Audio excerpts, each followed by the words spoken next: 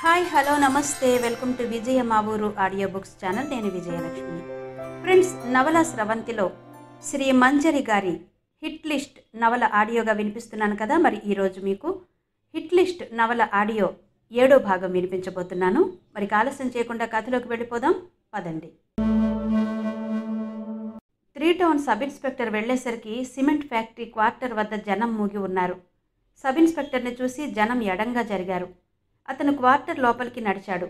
ముందు గదిలో ఓ కుర్చీ ఉంది. దానికి పక్కగా ఒక స్త్రీ శవం వెల్లకిలా పడుంది. ఆమెకు 35 సంవత్సరాలుంటుంది వయస్సు.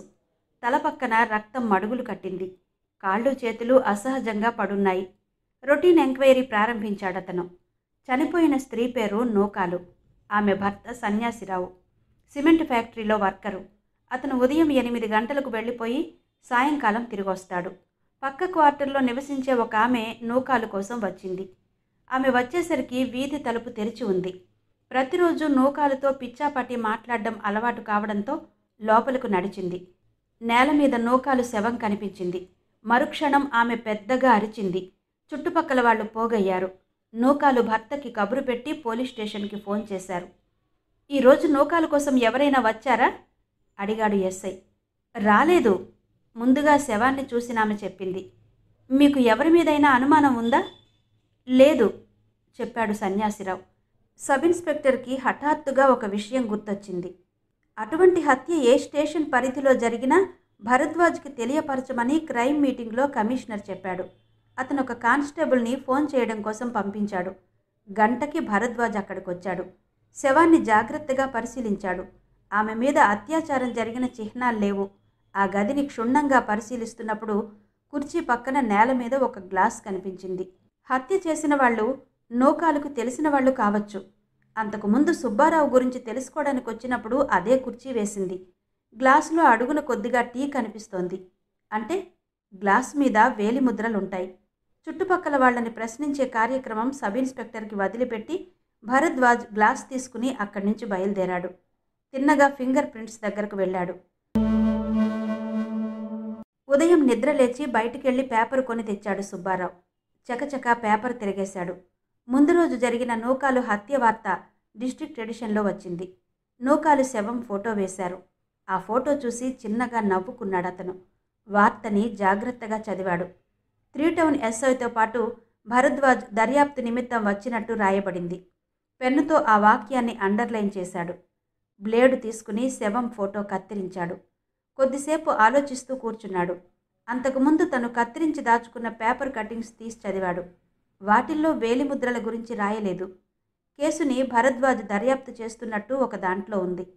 నూకాలు శవం వద్ద గ్లాసు లభించినట్టు, దానిమీద వేలిముద్రలుంటాయని భావిస్తున్నట్టు ఆ రోజు ఆ వార్తలో ఉంది. ప్రస్తుతం తన వేలిముద్రలు పోలీసుల దగ్గరున్నాయి. వేలిముద్రలతో తనని పట్టుకోగలరా? చాలాసేపు ఆలోచించాడతను. మనసులోకి ఒక ఆలోచన వచ్చింది. వెంటనే దాన్ని అమలు చేశాడు. బొటనవేలుని జుట్టుకి రాసి తను కత్తిరించిన ఫోటో మీద ఆ వేలిముద్ర వేశాడు. దాన్ని మడిచి జేబులో పెట్టుకున్నాడు. అరగంట తర్వాత బయటకొచ్చాడు. ఒక ఎన్వలప్ కొని దానిమీద చిరునామా రాసి కాగితం అందులో పెట్టి అంటించాడు. తను రాసిన చిరునామాని మరోసారి చదివాడు. Bharadwaj, sub inspector, 1 town police station, Vijayawada 1. ఆ కవర్ను పోస్ట్ బాక్స్లో పడేసి అక్కడి నుంచి కనకదుర్గ గుడి ద్వారం వైపు నడిచాడు. Vijayawada railway station. రాత్రి 2 గంటలయింది సమయం. ఒక సిమెంట్ బెంచి మీద జీరో, భరద్వాజ్ కూర్చున్నారు. కొంతమంది సిబ్బంది మఫ్టీలో ప్రయాణికులతో కలిసిపోయారు. ఢిల్లీ నుంచి రావాల్సిన తమిళనాడు ఈరోజు 1.5 గంటల లేటు. ఆ లేటు పెరగడం వల్ల అనౌన్స్ చేసిన సమయం దాటిపోయింది. జీరోకి తను దర్యాప్తు చేస్తున్న కేసు గురించి చెప్పాడు భరద్వాజ్. కొంతసేపు గడిచిన తర్వాత వాళ్ళు లేచి క్యాంటీన్ వైపు నడిచారు. డిస్పోజబుల్ గ్లాసులతో టీ తీసుకుని తాగారు. నూకాలు హత్య ఎవరు చేసుంటారని మీ అనుమానం అడిగాడు జీరో. స్థిరుడే చంపి ఉంటాడు. నూకాలు వంటి సామాన్య ఇల్లాలిని చంపేటంత కక్ష కలిగిన వ్యక్తులు ఎవరూ లేరు. ఆమె హత్య జరిగిన తర్వాత ఇంట్లో దొంగతనం జరగలేదు. ఫింగర్ ప్రింట్స్ రిపోర్ట్స్ వస్తే హత్య ఎవరు చేసింది తెలుస్తుంది, చెప్పాడు భరద్వాజ్. అతను ఎలా ఉంటాడో తెలియదు. అతని వేలిముద్రలు మాత్రం మీ వద్ద ఉన్నాయి. స్థిరుణ్ణి పట్టుకోవడానికి అవి పెద్దగా సహాయపడవు. అతన్ని పట్టుకుని వేలిముద్రలు పరీక్షించాలి. అతను అలాగే రహస్యంగా ఉంటూ హత్యలు చేస్తుంటే ఎప్పటికి పట్టుకోగలరు? అందుచేత ఏదో మార్గం చూడాలి సాలోచనగా అన్నాడు జీరో. తమిళనాడు ఎక్స్ప్రెస్ వస్తున్నట్టు అనౌన్స్ చేయబడింది. 4-5 నిమిషాల తర్వాత ట్రైన్ వచ్చింది. ఇద్దరూ ఫస్ట్ క్లాస్ కంపార్ట్మెంట్ దగ్గరకు వెళ్లారు. ఒక్కొక్కరు క్రిందకు దిగసాగారు. శ్రీనివాసన్ భార్యతో సహా దిగాడు. భరద్వాజ్ అతనికి సెల్యూట్ చేసి తనని పరిచయం చేసుకున్నాడు. కావాలనే జీరో కొంచెం దూరంగా నిలబడ్డాడు. అతని కళ్ళు చుట్టూ చూస్తున్నాయి. అనుమానాస్పదంగా కనిపించే వ్యక్తుల కోసం వెతుకుతున్నాయి. పోర్టర్కి శ్రీనివాసన్ లగేజీ అప్పగించి అతన్ని తీసుకుని బయలుదేరాడు భరద్వాజ్. వాళ్ల వెనక కదిలాడు జీరో. అంతవరకు బెంచీ మీద కూర్చుని కునికిపాట్లు పడుతున్న వ్యక్తి ఒకతను అతి కష్టం పైన మేలుకున్నట్టు ఇటువైపు తిరిగాడు. తన బెంచి పైన మఫ్టీలో ఉన్న కానిస్టేబుల్ కూర్చున్నాడని అతనికి తెలుసు. అతను బిట్టు. ఆ కానిస్టేబుల్ లేచి శ్రీనివాసన్ని తీసుకువెళ్తున్న వాళ్ళని కాస్త దూరంగా అనుసరించి నడవసాగాడు. తనకి ఆ కానిస్టేబుల్కి మధ్య కొంతమంది ప్రయాణికులు వచ్చే వరకు ఆగి తాపీగా కదిలాడు బిట్టు. అంతా బయటకొచ్చారు. బిట్టు ప్లాట్ఫామ్ టికెట్ గేట్లో ఇచ్చి వరండాలోకి నడిచి అక్కడే నిలబడి చూడసాగాడు. శ్రీనివాసన్, అతని భార్య ఒక అంబాసిడర్ కారులో ఎక్కారు. ముందు 2 కమాండోలు కూర్చున్నారు. మరో కారులో మిగతా వాళ్ళెక్కారు. 2 కార్లు కదిలాయి. వాటి నెంబర్లు మనసులో గుర్తుపెట్టుకుని వెనక్కి తిరగబోయి ఆగాడు బిట్టు. హఠాత్తుగా వెనక కారు ఆగింది. ఫ్రంట్ డోర్ తెరుచుకుని ఒక వ్యక్తి కిందకు దిగిన మరుక్షణం ఆ కారు వెళ్ళిపోయింది. ఆ వ్యక్తి గబగబా తన వైపు రావడం బిట్టు గమనించాడు. ఏమాత్రం ఆలస్యం చెయ్యకుండా వెనక్కి జరిగి జనంలో కలిసిపోయాడు. కొన్ని క్షణాల తర్వాత అవతలి వైపు ఆటో ఎక్కాడతను. కారు నుంచి దిగిన జీరో రైల్వే స్టేషన్ ఎంట్రన్స్లోకి వచ్చేసరికి కారులోంచి తను చూసిన వ్యక్తి అక్కడ కనిపించలేదు. బిట్టు పోలికలు అతనిలో ఉండడం గమనించి కారు దిగాడు. ఆ వ్యక్తి బిట్టు కాకపోతే అంత హఠాత్తుగా ఎందుకు అదృశ్యమవుతాడు? అంటే అతను తమ కార్లని జాగ్రత్తగా గమనిస్తూ ఉండాలి. లేకపోతే తను కారు దిగిన విషయం అతనికి తెలిసేది కాదు. అతను బిట్టు కావచ్చునని జీరోకి గట్టిగా అనిపిస్తోంది. ఇంతవరకు అటువంటి పోలికలు గల మనిషి కనిపించలేదు. సరిగ్గా శ్రీనివాసన్ వచ్చినప్పుడే కనిపించడంతో అనుమానానికి బలం చేకూరుతోంది. శ్రీనివాసన్ ఆ రోజు తమిళనాడుకి వస్తున్న విషయం బిట్టుకు తెలిసింది. అతను వచ్చాడో లేదో తెలుసుకోవడానికి స్టేషన్కి వచ్చాడు. శ్రీనివాసన్ని ఎప్పుడు ఎక్కడ హత్య చెయ్యాలో ఈపాటికే నిర్ణయించి ఉంటాడు. ఈ హత్యని తను ఆపగలడా అనుకున్నాడు జీరో. తెల్లవారుజామున 4 గంటలకు గెస్ట్ హౌస్ నుంచి భార్యతో బయటకొచ్చాడు శ్రీనివాసన్. అప్పటికే సిద్ధం చేసిన కారు ఎక్కాడతను. అతనితో పాటు భరద్వాజ్, 2 కమాండోలు ముందు వైపు సర్దుకుని కూర్చున్నారు. గంట క్రితమే సెక్యూరిటీ ఏర్పాట్లు పరిశీలించి వచ్చారు. భరద్వాజ్ ముందుగా అనుకున్నట్టు ఏర్పాట్లు చేశాడతను. కారు బయలుదేరింది. కూలింగ్ గ్లాసెస్ ఎత్తడం వల్ల లోపల ఎవరు కూర్చున్నది బయటకు కనిపించడం లేదు. ఆ కారు వెనుక మరో కారు వెళుతోంది. అందులో జీరో, ఇంటెలిజెన్స్ డిఎస్పీ ఉన్నారు. కారు నెంబర్లు మార్పించి జాగ్రత్త తీసుకున్నాడు జీరో. విశాలంగా కనిపిస్తున్న రోడ్డు మీద కార్లు మెత్తగా సాగిపోతున్నాయి. కమాండోలు ఆటోమేటిక్ ఆయుధాలు రెడీగా పట్టుకున్నారు. భరద్వాజ్ కళ్ళు చురుగ్గా రోడ్డుని గమనిస్తున్నాయి. శ్రీనివాసన్ విజయవాడ వచ్చి 3 రోజులైంది. అంతవరకు ఎలాంటి అవాంతరము ఎదురు కాలేదు. సమయం గడిచే కొద్దీ సెక్యూరిటీ మరింత కట్టుదిట్టం చేయాల్సి వస్తోంది. రోడ్డు మీద అక్కడక్కడా జనం తిరుగుతున్నారు. కృష్ణానదిలో స్నానం చేస్తున్న భక్తుల సందడి కనిపిస్తోంది. 10 నిమిషాల్లో 2 కార్లు కనకదుర్గ గుడికి చేరాయి. అప్పటికే గుడి వద్ద జనం ఉన్నారు. భరద్వాజ్ ఏర్పాటు చేసిన పోలీసులు కనిపిస్తున్నారు. వాతావరణం ప్రశాంతంగా కనిపిస్తోంది. శ్రీనివాసన్ మనసు మాత్రం మరింత ప్రశాంతంగా ఉంది. కానీ అతనికి సెక్యూరిటీ కల్పిస్తున్న వాళ్ళకి ఎలాంటి ప్రశాంతత లేదు. ఎప్పుడో జరగబోయే దానికోసం ఒళ్ళంతా కళ్ళు చేసుకుని చూడడం చాలా కష్టం. మామూలుగా ఒక వ్యక్తికి సెక్యూరిటీ కల్పించడం పెద్ద కష్టం కాదు. కానీ ఆ వ్యక్తిని హత్య చేస్తారని తెలిసినప్పుడు సెక్యూరిటీ కల్పించడం చాలా కష్టం. భరద్వాజ్ వెళ్ళి ప్రధాన అర్చకుల్ని కలిసి వచ్చాడు. అమ్మవారికి అలంకరణ జరుగుతున్నదని, సరిగ్గా 5 గంటలకు ప్రవేశం ఇవ్వబడుతుందని చెప్పాడతను. ఆ రోజు మొట్టమొదట శ్రీనివాసన్ పేరు మీద అర్చన జరుగుతుంది. అమ్మవారికి ఒక నగ శ్రీనివాసన్ సమర్పించబోతున్నాడు. ఈ విషయం ముందుగానే దేవాలయ సిబ్బందికి తెలియజేయబడింది. దసరా ఉత్సవాలు మొదలై 3 రోజులయ్యాయి. మొదటి రోజున శ్రీనివాసన్ వచ్చి అమ్మవారి దర్శనం చేసుకున్నాడు. ఎగ్జిక్యూటివ్ ఆఫీసర్ దగ్గరుండి గుడిలోకి తీసుకెళ్లాడు. ఆ రోజు అర్చన కోసం తెల్లవారుజామున వచ్చాడక్కడికి. అమ్మవారికి సమర్పించబోయే నగ పూజా సామాగ్రితో పాటు ఉంటుంది. శ్రీనివాసన్ కారు దిగి ఒక గట్టు మీద కూర్చున్నాడు. ఇద్దరు కమాండోలు చెరో పక్క నిలబడ్డారు. క్రమంగా గుడి ఆవరణ జనంతో నిండసాగింది. క్షణక్షణానికి క్యూ పెరుగుతోంది. అంతమంది ఒకే విశ్వాసంతో అక్కడికి రావడం వల్ల పవిత్రమైన వాతావరణం పేరుకుందక్కడ. చాలామంది తడిబట్టలతో వచ్చి క్యూలో నిలబడుతున్నారు. జీరో దూరంగా నిలబడ్డాడు. అతని కళ్ళు అత్యంత చురుగ్గా కదులుతున్నాయి. అతను రాత్రంతా నిద్రపోలేదు. భరద్వాజ్తో కలిసి సెక్యూరిటీ ఏర్పాట్లలో మునిగిపోయాడు. ఆ రోజు అంత జాగ్రత్తగా ఉండడానికి ఒక కారణం ఉంది. అర్చన పూర్తయిన వెంటనే శ్రీనివాసన్ విజయవాడ నుంచి బయలుదేరి ఢిల్లీకి వెళ్ళిపోతాడు. బిట్టు అంతవరకు ఎటువంటి హత్యా ప్రయత్నం చెయ్యకపోవడం వల్ల ఈ కార్యక్రమం సక్రమంగా పూర్తయితే అతని ప్రయత్నాన్ని విజయవంతంగా నిరోధించినట్టవుతుంది. భరద్వాజ్ మరోవైపు నిలబడి ఉన్నాడు. అతనికి సంతోషంగా ఉంది. శ్రీనివాసన్కి తను సెక్యూరిటీ ఏర్పాట్లు చేశాడు. ఆ ఏర్పాట్లు పగడ్బందీగా ఉండడం వల్ల బిట్టు తన ప్రయత్నాన్ని విరమించుకుని ఉంటాడని అతను భావిస్తున్నాడు. సమయం గడుస్తోంది. సరిగ్గా 5 గంటలకు గుడి ప్రధాన ద్వారం తెరుచుకుంది. శ్రీనివాసన్ కూర్చున్న చోటు నుండి లేచి గుడిలోకి ప్రవేశించాడు. జీరో ఊపిరి పీల్చుకున్నాడు. రాత్రి 12 గంటల సమయంలో కొండ వెనుక రోడ్డు మీద ఒక ఆటో ఆగింది. బిట్టు కిందకి దిగాడు. అతని చేతిలో సూట్ కేసు ఉంది. అతని వెనక సుబ్బారావు దిగాడు. ఆటోకి డబ్బులిచ్చేసి ఇద్దరు రోడ్డు వెంట నడవసాగారు. పరిసరాలు నిర్మానుష్యంగా కనిపిస్తున్నాయి. ఎక్కడా చిన్న అలికిడి కూడా వినిపించటం లేదు. ఆటో తిరిగి వెనక్కి వెళ్ళిపోయిన తర్వాత ఆగాడు బిట్టు. పరిసరాలను జాగ్రత్తగా పరిశీలించాడు. తమని గమనించడానికి అక్కడ ఎవరూ లేకపోయినా జాగ్రత్తలను గాలికి వదలదలుచుకోలేదు. అతను కొండ ఎక్కసాగాడు. 2 రోజుల క్రితం కొండ ఎక్కి చూసి రావడం వల్ల కొత్త అనిపించడం లేదు. ఒక్కొక్క అడుగు ముందుకు పడుతుంటే వాళ్ల శరీరాలు చెమటతో తడుస్తున్నాయి.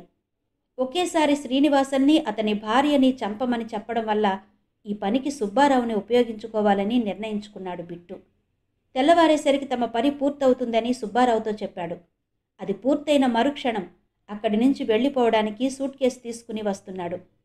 తన పథకం ఫెయిల్ అవుతుందనే అనుమానం ఏమాత్రం లేదతనికి. ఎంతో జాగ్రత్తగా ఆలోచించి ఆ పద్ధతి ఎన్నిక చేశాడతను. సుబ్బారావు ఉత్సాహంగా అడుగులు వేస్తున్నాడు. బిట్టు ఇచ్చిన 5,000 రూపాయలు జాగ్రత్తగా దాచాడతను. ఆ డబ్బుతో తను అనుకున్న ఎన్నో పనులు చెయ్యాలని అతని ఆలోచన. కొండ ఎత్తుగా ఉండడం వల్ల వాళ్ల నడక మందగించింది. అలుపు తీర్చుకోవడం కోసం ఆగి ఒక రాయి మీద కూర్చున్నారు. అక్కడి నుంచి విజయవాడ నగరంలో ఒక భాగం కనిపిస్తోంది. చల్లటి గాలి శరీరాలకు తగిలి ప్రాణం హాయిగా అనిపిస్తోంది. కొద్ది నిమిషాలు అలాగే కూర్చుని తిరిగి నడవసాగారు. కొండ ఎక్కి కుడివైపుకు తిరిగారు. కొంత దూరం నడిచి ఎడం పక్కకి తిరిగారు. సరిగ్గా కనకదుర్గ గుడి వెనక కొండ మీదకు చేరుకున్నారు. గుడి 300 గజాల దూరంలో ఉంది. అక్కడి నుంచి గుడి ఆవరణం స్పష్టంగా కనిపిస్తోంది. బిట్టు పెంటార్చ్ సుబ్బారావు చేతికిచ్చాడు. అతను టార్చ్ వెలిగించి చూపించసాగాడు. వాళ్ళు పెద్ద రాయి చాటున ఉండడం వల్ల వెలుగు బయటకు కనిపించటం లేదు. బిట్టు సూట్ కేసు తెరిచాడు. రైఫిల్ విడిభాగాలు ఒక్కొక్కటి కలపసాగాడు. 2 నిమిషాల్లో రైఫిల్ తయారైంది. దానిని పక్కన పెట్టి మరో రైఫిల్ బిగించాడు. వాటిని 2 ప్రదేశాల్లో పైకి కనిపించకుండా మౌంట్ చేశాడు. రెండింటిలో తూటాలు లోడ్ చేశాడు.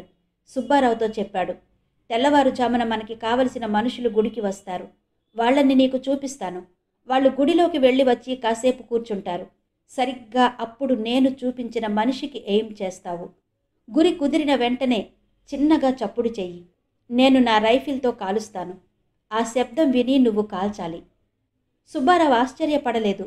శ్రీనివాసన్ గుడికి ఎప్పుడొస్తాడనే విషయం తనే తెలుసుకుని వచ్చాడు. బిట్టు ఆ పని మీద తనని పంపినప్పుడే అనుకున్నాడు అటువంటిది ఏదో ఉంటుందని. బిట్టు గురించి తెలుసుకోవడానికి అతనేం ప్రయత్నించలేదు. వీలైనంత తొందరగా బిట్టు నుంచి తప్పించుకోవాలని కోరుకుంటున్నాడు. సుబ్బారావు ఆలోచిస్తూ ఒక రాయిని ఆనుకుని కూర్చున్నాడు.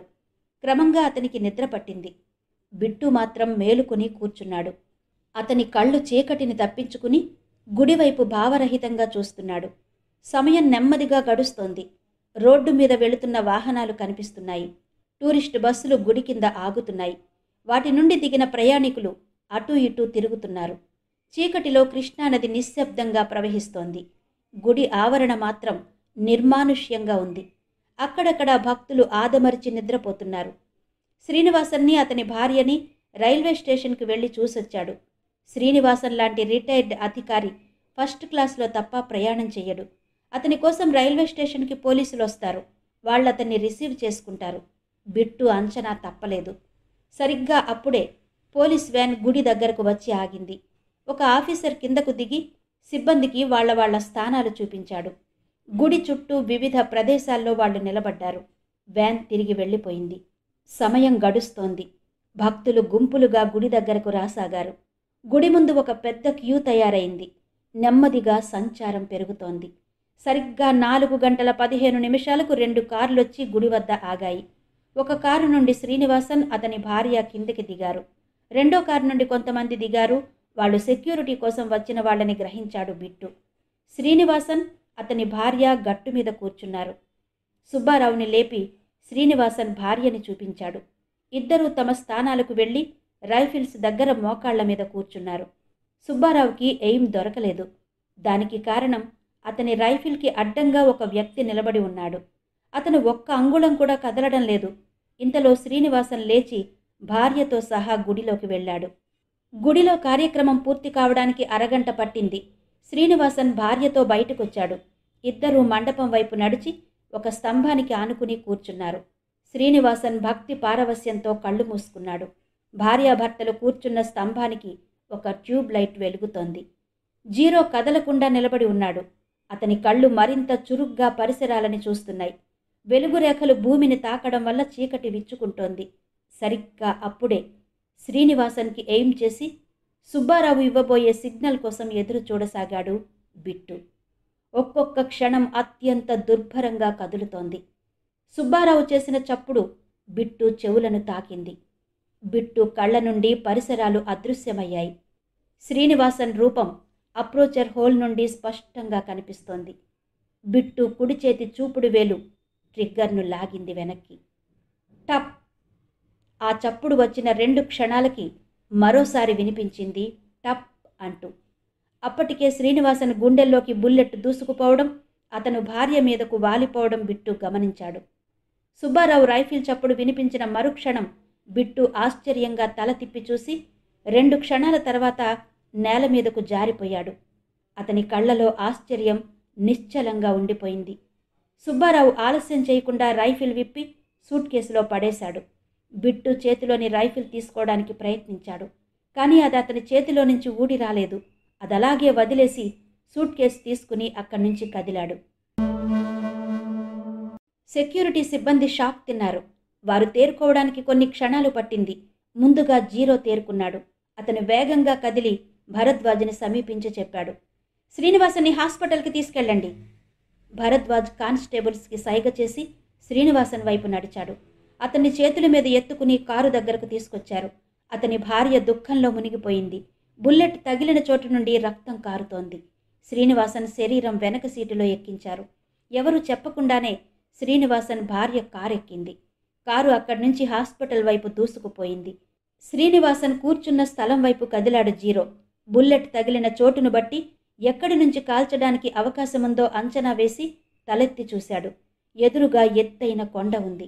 అంత ఎత్తు నుండి గురి తప్పకుండా కాల్చాలంటే శక్తివంతమైన రైఫిల్ ఉపయోగించాలి. ఒక కానిస్టేబుల్ని పిలిచి అడిగాడు, కొండ ఎక్కడానికి దారి ఉందా? గుడి వెనక నుంచి ఎక్కొచ్చు సార్ చెప్పాడు. జీరో వడివడిగా అటువైపు నడిచాడు. కొండ ఎక్కడానికి ఒక కాలిబాట కనిపిస్తోంది. జీరో ఆ కాలిబాట మీదుగా కొండ ఎక్కడం మొదలుపెట్టాడు. కొండ మీదకు చేరుకుని చుట్టూ చూశాడు. ఎవరూ కనిపించలేదు. ఎడమ పక్కన గట్టులాంటి ప్రదేశం ఉంది. దాని వెనక మనుషులు ఉన్నా బయటికి కనిపించరు. అతను అటువైపు కదిలాడు. హోల్స్టర్ నుండి పిస్టల్ తీశాడు. గట్టు వెనక నేల మీద ఒక మనిషి పడి ఉన్నాడు. ఒక్క క్షణం కదలకుండా నిలబడ్డాడు జీరో. కింద పడిన వ్యక్తి చేతిలో రైఫిల్ ఉంది. అతను కదలడని అర్థం చేసుకోవడానికి ఎక్కువ సమయం పట్టలేదు. జాగ్రత్తగా నడుస్తూ ఆ మనిషిని సమీపించాడు. ఆ వ్యక్తి పుర్రె నుండి బుల్లెట్ దూసుకుపోయిన రంధ్రం కనిపిస్తోంది. శరీరాన్ని పట్టుకుని చూశాడు. చేతికి తడిగా తగిలింది. ప్రాణం పోయి ఎక్కువ సమయం కాలేదు. ఆ వ్యక్తి మొహాన్ని జాగ్రత్తగా పరికించాడు. అతను బిట్టు కావచ్చునని తట్టింది. అప్పటికి వెలుగు పూర్తిగా వచ్చింది. శవానికి 4 అడుగుల దూరంలో అడుగుల గుర్తులు కనిపించాయి. అంటే అక్కడికి ఇద్దరు వచ్చి ఉండాలి. వంగి అతని చేతిలోని రైఫిల్ పరీక్షించాడు. అది భారతదేశంలో తయారైన రైఫిల్ కాదు. దానికి సైలెన్సర్ బిగించి ఉంది. శ్రీనివాసన్ హత్య చెయ్యబడ్డాడు. జనం గవర్నమెంట్ హాస్పిటల్ దగ్గరకు చేరారు. కనకదుర్గ గుడి దగ్గర హత్య జరిగిందనే వార్త విజయవాడ నగరంలో ఒక్కసారిగా గుప్పుమంది. ఇద్దరు వ్యక్తులు కలిస్తే ఆ విషయం గురించే మాట్లాడుకుంటున్నారు. పత్రికా విలేకరులు తమకి పరిచయమున్న అధికారుల ద్వారా వివరాలు సేకరించడానికి ప్రయత్నిస్తున్నారు. కొండ మీద కనిపించిన శవం గురించి బయటకు పొక్కకుండా అధికారులు జాగ్రత్తలు తీసుకున్నారు. అయినా కూడా ఆ శవం గురించి ప్రజలకు తెలిసిపోయింది. కొండ మీద నుంచి శవాన్ని కిందికి దించడం చాలామంది చూశారు. అధికారికంగా వివరాలు తెలియకపోవడం వల్ల దాని గురించి జనం తమకి తోచిన విధంగా చెప్పుకోసాగారు. జీరో తన రూములో కూర్చున్నాడు. కొండ మీద శవం బిట్టూది అని నిర్ధారణ చేసుకున్నాడు. ఎన్నో సంవత్సరాల నుంచి పెంచిన గెడ్డం మీసాలు తీసేయడం వల్ల చర్మం నునుపుగాను పచ్చగాను ఉంది. స్పష్టత కోసం ఢిల్లీ నుండి బిట్టూకి హెయిర్ డ్రెస్సింగ్ చేసిన బార్బర్ని విజయవాడకు పిలిపిస్తున్నాడు. బిట్టూని ఎవరు చంపారనే విషయం అతని ఊహకు అందలేదు. బిట్టూతో పాటు ఉన్న వ్యక్తి ఎవరు? అతను బిట్టూ సహచరుడే అయితే అతన్నెందుకు చంపాడు? ఆలోచనలతో అతని మెదడు వేడెక్కింది. ఈవినింగ్ ఎడిషన్లో శ్రీనివాసన్ హత్య గురించి ఫ్రంట్ పేజీలో వార్త వచ్చింది. ఒక పేపర్ ప్రత్యక్ష సాక్షుల కథనం ప్రచురించింది. శ్రీనివాసన్ పంజాబ్ పోలీస్ డైరెక్టర్ జనరల్గా పనిచేశాడని, అప్పుడు నిర్దాక్షిణ్యంగా టెర్రరిస్టులను అణచివేశాడని, అందుచేత కొంతమంది టెర్రరిస్టులు అతన్ని చంపారని కాస్త ఊహ జోడించి మరో పేపర్ రాసింది. పోస్టుమార్టం రిపోర్ట్లో శ్రీనివాసన్, బిట్టూ ఒక సమయంలో మరణించారని తెలిసింది. శ్రీనివాసన్ గుండెల్లో నుంచి తీసిన తూట, బిట్టూ తలలో లభించిన తూట ఒకే రకానివని ఎక్స్పర్ట్ తేల్చి చెప్పారు. బిట్టూ వద్ద దొరికిన రైఫిల్లో ఒక ఖాళీ కేసు ఉంది. దానితో శ్రీనివాసన్ని కాల్చి ఉండాలి. అటువంటి రైఫిల్తోనే బిట్టూ కాల్చబడ్డాడు. అంటే 2 రైఫిల్స్ ఉండి ఉండాలి. ఆ రైఫిల్ మీద నుంచి ఫింగర్ ప్రింట్స్ ఎక్స్పర్ట్ 2 రకాల వేలిముద్రలు తీశాడు. ఒకటి బిట్టూ వేలిముద్రలు, రెండో వేలిముద్రలు ఎవరివో తెలియలేదు. సుబ్బారావు మనసులోనే నవ్వుకున్నాడు. ఆ నవ్వు క్రమంగా ఉధృతమైంది. అతను చాలాసేపు నవ్వుతూ ఉండిపోయాడు. అధికంగా నవ్వడం వల్ల కళ్ళలోకి నీళ్లొచ్చాయి. జీవితంలో చాలాసార్లు కష్టాలొచ్చి ఏడ్చాడు. వాటిని తుడిచి ఓదార్చేవాళ్లు లేకపోయారు. కన్నీళ్లు వచ్చినప్పుడల్లా తానే తుడుచుకునేవాడు. కాలం గడిచే కొద్దీ కళ్ళ నుండి నీళ్లు రావడం మానేశాయి. అవి గుండెల్లో ఇంకిపోయేవి. జీవితంలో మొదటిసారి ఏడ్చిన సందర్భం గుర్తొచ్చింది. తండ్రి గురించి తల్లిని అడిగినప్పుడు ఆమె ఏడ్చింది. అది చూసి తను కూడా ఏడ్చాడు. ఒకరోజు రాత్రి నిద్ర నుండి మెలకువ వచ్చి తల్లి కోసం చూశాడు. ఆమె ఊరి సర్పంచ్తో నగ్నంగా గదిలో ఉండడం చూశాడు. ఆ రోజు తల్లి రూపాన్ని ఏ కొడుకు చూడనంత పచ్చిగా చూశాడు. ఆ రాత్రంతా నిశ్శబ్దంగా ఏడ్చాడు. కన్నీళ్లు ప్రవాహంలా చొక్కాని తడిపాయి. స్కూల్ పిల్లలు తనని చూసి వెక్కిరించేవాళ్ళు. ఉపాధ్యాయులు తనని చూసి నవ్వేవారు. పిల్లలంతా గ్రౌండ్లో ఆడుతుంటే తను దూరంగా కూర్చుని చూసేవాడు. వాళ్లతో ఆడాలని, కలిసి తిరగాలని కోరికగా ఉండేది. కానీ ఎవరూ కలవనిచ్చేవాళ్లు కాదు. స్థిరుడు అంటే శని అని ఒక టీచర్ క్లాస్లో చెప్పాడు. అప్పటి నుంచి అందరూ తనని శని అని పిలిచేవారు. ఇవన్నీ మౌనంగా భరించేవాడు. ఎవరూ లేనప్పుడు మాత్రం గుండెలు పగిలేలా ఏడ్చేవాడు. క్రమంగా బాధని ఆ గుండెల్లోనే దాచుకోవడం నేర్చుకున్నాడు. ఒకరోజు తల్లి చచ్చిపోయి కనిపించింది. ఆ సంగతి తెలిసి కూడా గ్రామస్తులెవరూ రాలేదు. పోలీసులు వచ్చి శవాన్ని తీసుకెళ్లారు. సాయంకాలం సర్పంచ్ ఊరు నుంచి వచ్చిన తర్వాత పరిస్థితులు కుదుటపడ్డాయి. తల్లిని ఎవరో పీక నులిమి చంపారని గ్రామస్తులు చెప్పుకుంటుంటే విన్నాడు. సర్పంచ్ తనని ఇంటికి తీసుకెళ్లాడు. ఒక్కొక్క పని చేయించడం ప్రారంభించాడు. అక్కడ పాలేరుగా మారిపోయాడు. తనకి 20 సంవత్సరాల వయసు వచ్చిన తర్వాత సర్పంచ్ పెళ్లి చేయాలని అనుకుని మరో పాలేరుతో మాట్లాడి అతని కూతుర్ని చెయ్యడానికి ఒప్పించాడు. పెళ్లికి ముందు రోజు ఆ పాలేరు కూతురు ఎవరితోనో లేచిపోయింది. ఆ రోజే కొన్ని నిజాలు తెలిసాయి. తన తండ్రిని సర్పంచ్ చంపించాడని, తల్లిని సర్పంచ్ స్వయంగా చంపాడని ఒక గ్రామస్తుడు చెప్పాడు. అంతేకాదు, తను పెళ్లి చేసుకోవాలనుకున్న పాలేరు కూతుర్ని సర్పంచ్ కొడుకు లేపుకుపోయాడని, తన కొడుకు దానితో తిరుగుతున్నాడని తెలిసి తనకిచ్చి చేయడానికి సిద్ధపడ్డాడని అతను చెప్పాడు. తన కళ్ళ ముందు ఒక్కసారిగా చీకటి ఆవరించింది. అంతవరకు విధి తన జీవితంతో ఆడుకుంటున్నదని భావించాడు. కానీ తన జీవితం ఇలా కావడానికి కారణం సర్పంచ్ అని తెలిసిన మరుక్షణం నిస్సహాయంగా గ్రామం వదిలిపెట్టాడు. విజయవాడ చేరుకుని రకరకాల పనులు చేసి పొట్ట నింపుకునేవాడు. ఒక వ్యక్తి సహాయంతో సిమెంట్ ఫ్యాక్టరీలో పరిచయమైన ఒక మనిషి ఇంట్లో ఉంటూ నెలకి కొంత సొమ్ము ఇచ్చేవాడు. ఆ స్నేహితుని భార్య ఒకరోజు జ్వరంతో పడుకున్న తన దగ్గరకు వచ్చింది. ఆమెను కాదనడంతో తన భర్తకు చెప్పి కొట్టించింది. అవమానంతో అక్కడి నుంచి వచ్చేశాడు. ఆడవాళ్లని చూస్తుంటే మిగతా మగవాళ్లకు ఎలా ఉంటుందో కానీ తనకి మాత్రం ఒంటికి కారం రాసుకున్నట్టుగా ఉంటుంది. ఒకరోజు ఒక ఫిలిం చూశాడు. అది చూసిన తర్వాత అటువంటి అనుభవం పొందాలని కోరిక కలిగింది. ఆడదాని కళ్ళల్లో మోసం, గుండెల్లో విషం ఉంటుంది. అందుచేత తను ఆడదాన్ని ముట్టుకోలేదు. అందుకే ప్రాణం లేని శరీరాన్ని అనుభవించాలి అనుకున్నాడు. అటువంటి ఆలోచన వచ్చినందుకు సంతోషించాడు. ముందుగా చంద్రమ్మని చంపి అనుభవించాడు. మరునాడు ఆ హత్య గురించి పేపరులో వచ్చిన వార్త కట్ చేసి దాచాడు. అదేవిధంగా కాళేశ్వరరావు మార్కెట్ దగ్గర హత్య వార్త కూడా కట్ చేశాడు. మొట్టమొదటిసారిగా బిట్టు తన చర్యల్ని చూశాడు. తన నేరాన్ని చూసిన సాక్షి ఒకడున్నాడు. అతన్ని తప్పించుకుని పారిపోవడానికి చేసిన ప్రయత్నం ఫలించలేదు. అసలు బిట్టుని చంపాలనే ఆలోచన తనకి లేదు. ఎందుకంటే అతను తన పని పూర్తి చేసుకుని అక్కడి నుంచి వెళ్ళిపోతాడు. కొండ మీద బిట్టు సూట్ కేసు తెరిచినప్పుడు పెంటార్చి వెలుగులో డబ్బు కట్టలు చూశాడు. అప్పుడు వచ్చింది బిట్టుని చంపాలనే ఆలోచన.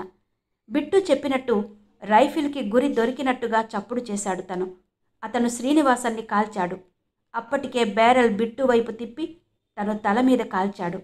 1,80,000 రూపాయల డబ్బు, ఒక రైఫిల్ తన స్వంతమయ్యాయి. అంత డబ్బు తనేం చెయ్యాలి? తన ముందున్న 100 రూపాయల కట్టలను చూస్తూ ఆలోచిస్తున్నాడు సుబ్బారావు.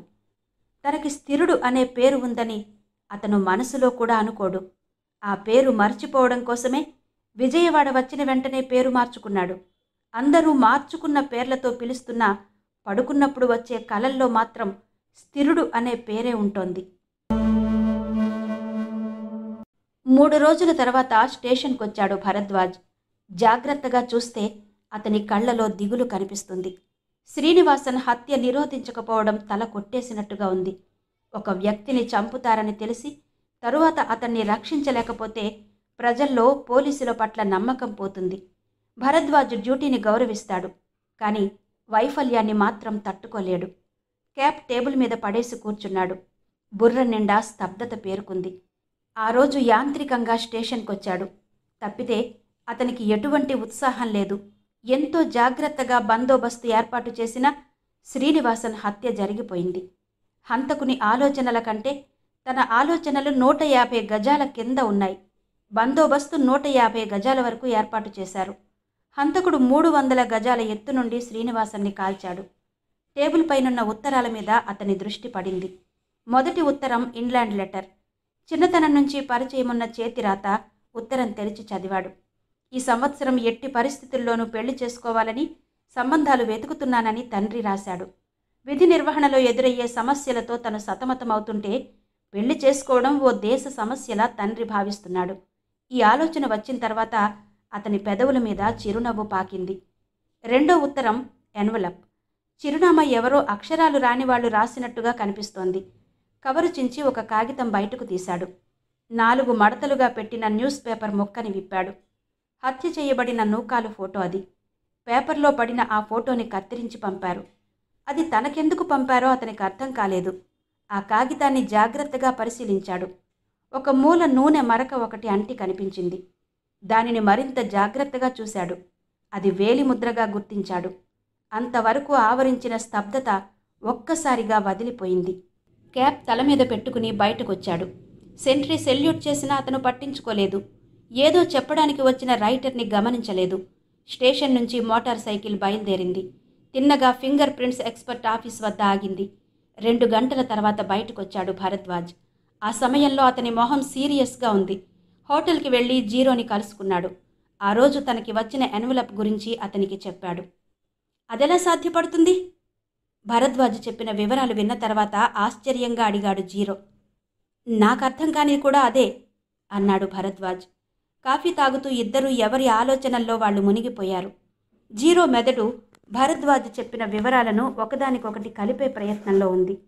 కాఫీ తాగడం అయిన తర్వాత సిగరెట్ వెలిగించుకుని జీరో అన్నాడు. నూకాలుని స్థిరుడు చంపాడంటే అర్థం ఉంది. అలా జరిగి ఉంటుందని మీరు ముందే ఊహించారు కూడా. కానీ బిట్టు దగ్గర దొరికిన రైఫిల్ మీద అతని వేలిముద్రలు ఉన్నాయంటే మాత్రం నమ్మలేకపోతున్నాను.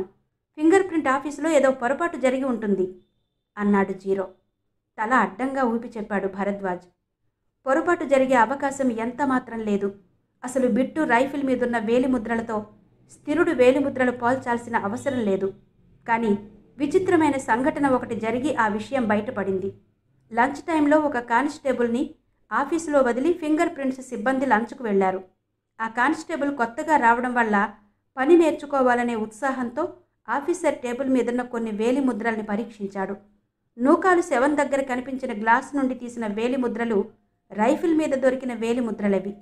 నూకాలు శవం దగ్గర దొరికిన వేలిముద్రలతో ఒక వేలిముద్ర సరిపోయింది. సిబ్బంది వచ్చిన తర్వాత ఆ విషయం చెప్పాడతను. వెంటనే ఆ వేలిముద్రలు స్థిరుడు వేలిముద్రలతో పోల్చి చూశారు. అంటే బిట్టుతో స్థిరుడు కూడా కొండ మీదకి వెళ్ళాడు. బిట్టుకి అతనితో పరిచయం ఉండే అవకాశం లేదు. బిట్టు కావాలని అతన్ని కూడా తీసుకెళ్లి ఉంటాడు. ఎందుకు?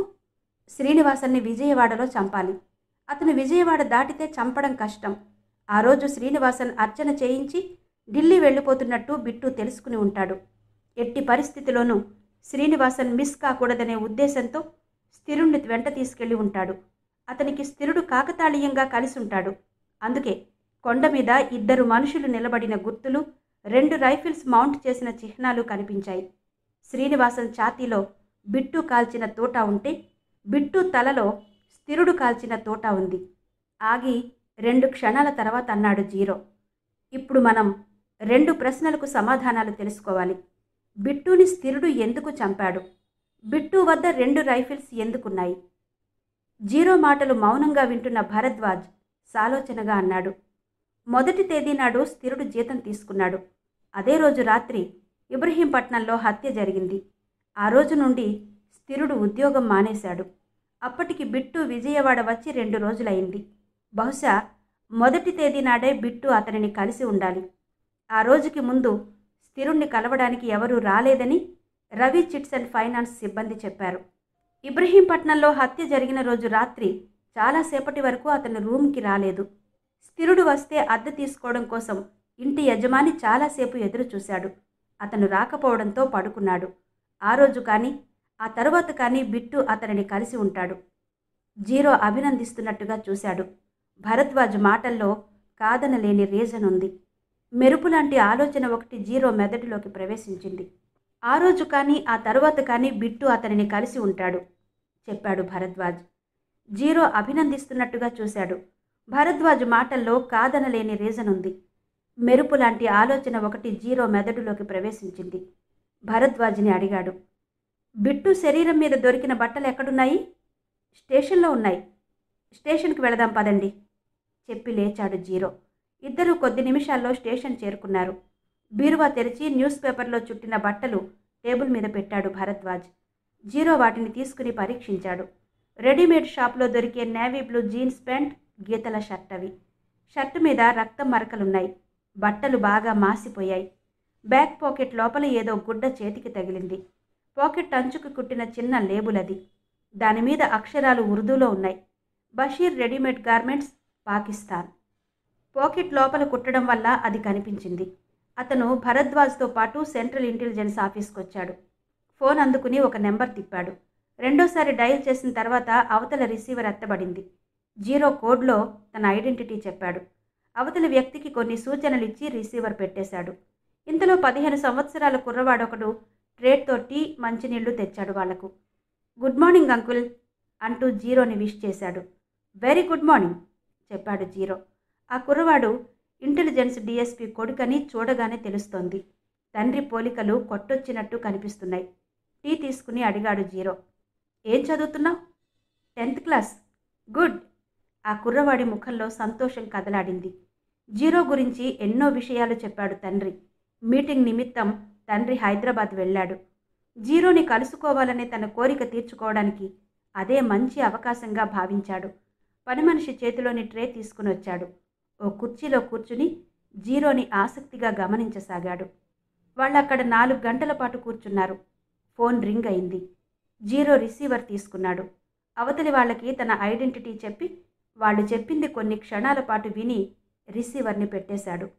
భరద్వాజ్ వైపు చూసి చెప్పాడు, శ్రీనివాసన్ భార్య మరణించింది. ఎలా? ఆశ్చర్యంగా అడిగాడు భరద్వాజ్. శ్రీనివాసన్ డెడ్ బాడీని ఆమెను వెంటనే ఢిల్లీ పంపించారు. అతని అంత్యక్రియలు అక్కడే జరిగాయి. భర్త పోయిన బాధ తట్టుకోలేక ఆమె గుండె ఆగిపోయింది చెప్పాడు జీరో.